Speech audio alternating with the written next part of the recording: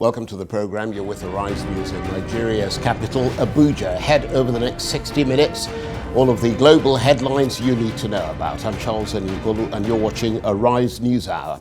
Our top stories. Donald Trump says he will appeal a verdict finding him liable for sexually abusing and defaming a writer in the 1990s. He's been ordered to pay $5 million. It's the first time the former president, who plans to run again in 2024, has been found legally responsible for a sexual assault. We're live in the US. Palestinian armed group Islamic Jihad fires a barrage of rockets towards Israeli cities. It follows Israeli airstrikes on the Gaza Strip, which have killed 21 people. It's the heaviest fighting in 9 months. We have the latest.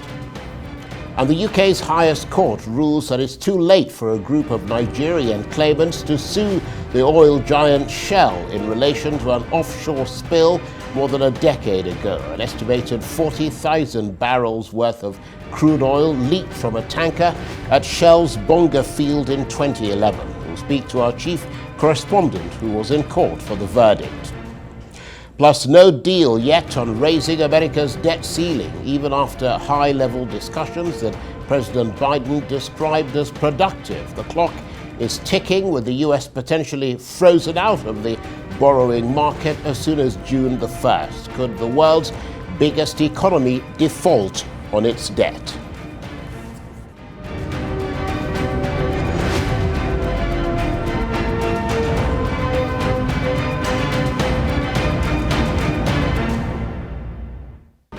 We begin this news hour in the US, where Donald Trump has said he will appeal against the verdict of a New York jury that found he sexually abused a writer in the 1990s and then defamed her by calling her a liar. He's been ordered to pay $5 million. The former president denied knowing E. Jean Carroll and said the decision in the civil case was a disgrace. Ms. Carroll said it was a victory for every woman who had suffered because she was not believed. Now, she said the world finally knew the truth about her case. She told the court her reputation had been shattered after Mr. Trump publicly dismissed her as a nut job who'd invented a fraudulent and false story to sell a book. The jury found that the former president sexually abused the magazine columnist in a New York department store, but he was not found liable for raping her. Mr. Trump plans to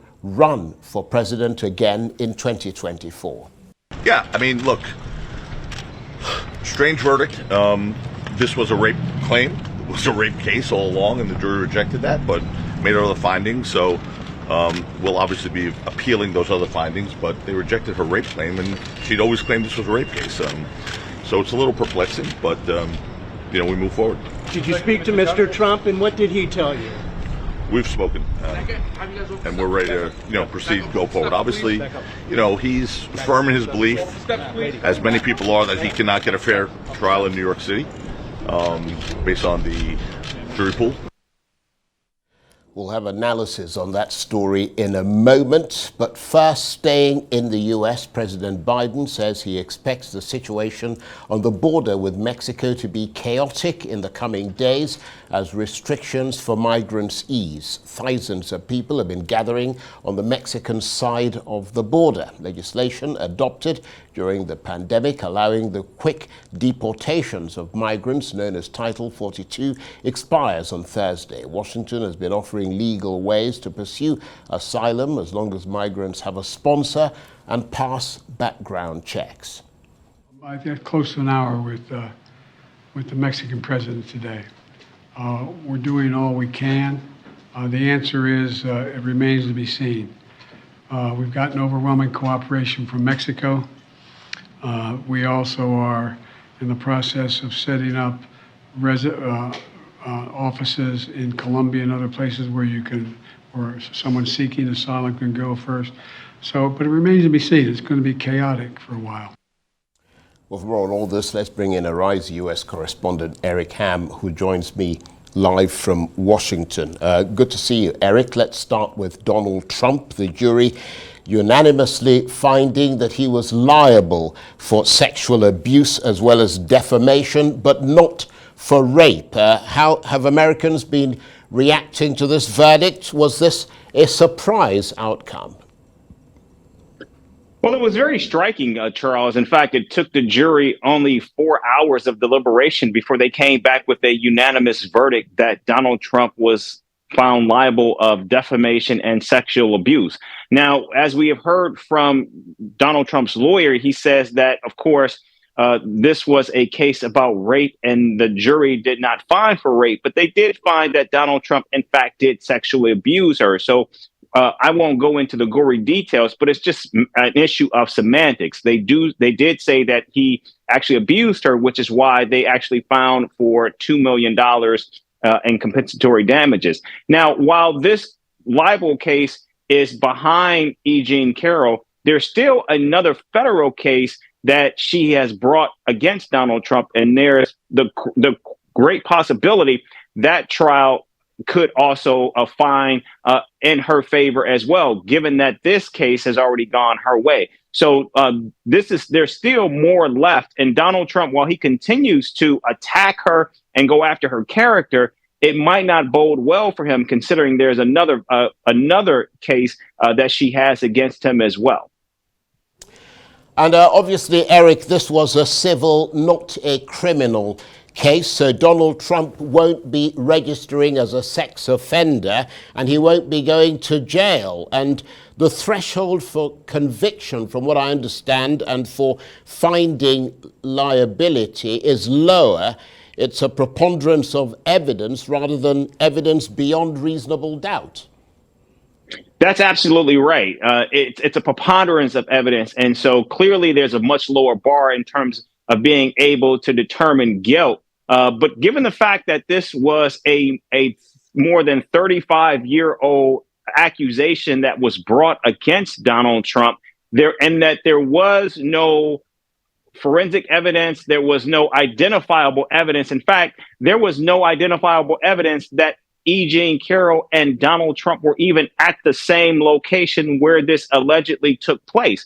But nevertheless, E. Jean Carroll was able to make the argument to 6 men and 3 women that Donald Trump, in fact, did do what she alleged that he did.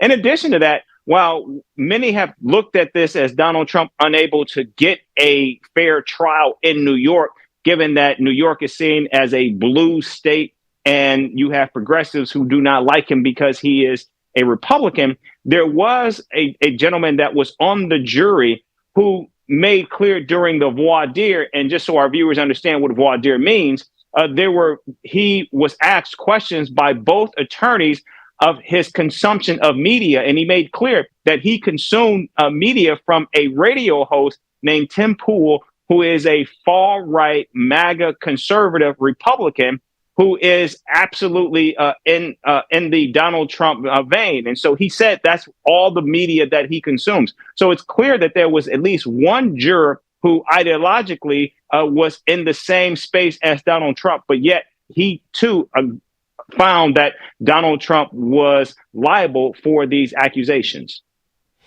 And of course, Eric, this is the first time that one of these cases that's been circling around Donald Trump for years has resulted in a jury decision that goes against him. So now he owes money and potentially there could be political consequences. Well, potentially there could be, but we always knew that, Donald Trump has had a history of having sexual assault allegations and a troubled history with women. What this case does is it clarifies and it makes clear that through a jury that Donald Trump is now seen as a sexual predator. So while the Access Hollywood tape was seen as very damning, very damaging, it did not have an actual person or a victim attached to it. Now there is one, and I think that could pose additional problems for Donald Trump, particularly as we know tonight he is going to be hosting this town hall where he will be speaking with voters from the early voting state of New Hampshire. This was an opportunity for Donald Trump to try to rehab his image and to showcase himself as a moderate a Republican, a moderate politician, but now there's this cloud hanging over him, given that he has been found liable for sexual assault. And briefly, Eric, I mean, this last thing you said is obviously quite important and interesting. I mean, could he actually be elected president after this? I mean, because so far he seems to have been bulletproof in that regard. Well, Charles, anything is possible, but based on the approval ratings that we're seeing of Donald Trump right now, they're so low, actually in the low 30s, and no one has ever been elected president with an approval rating as low as Donald Trump. Right, let's just move quickly to that story about Title 42. Eric, thousands of people said to be gathering on the Mexican side of the border as that legislation readies to expire. Tell us what it is and why it's important. Yeah, this is COVID restrictions. They were actually initially implemented during the Trump years. President Biden brought them back, but now they're scheduled to be lifted tomorrow, where now many asylum seekers have, during Title 42, had to apply for asylum in their own respective country before actually coming to the United States. Now they don't have to do that. They can actually come to the United States and apply for asylum here in the United States. And so we're seeing already just a massive swell of people already beginning to gather at the U.S. southern border. Already we know that President Biden has called in the U.S. military to assist Border Patrol agents with the growing number of people. Now, they are not there to provide security. In fact, we're told that many of the military officials that are there will not be carrying weapons, but they are there to actually provide assistance and actually engage in helping the paperwork so that these asylum seekers actually move through the process very quickly and efficiently. Eric, we're up to date. Thank you very much indeed. Eric Ham, Arise US correspondent, talking to me there from Washington.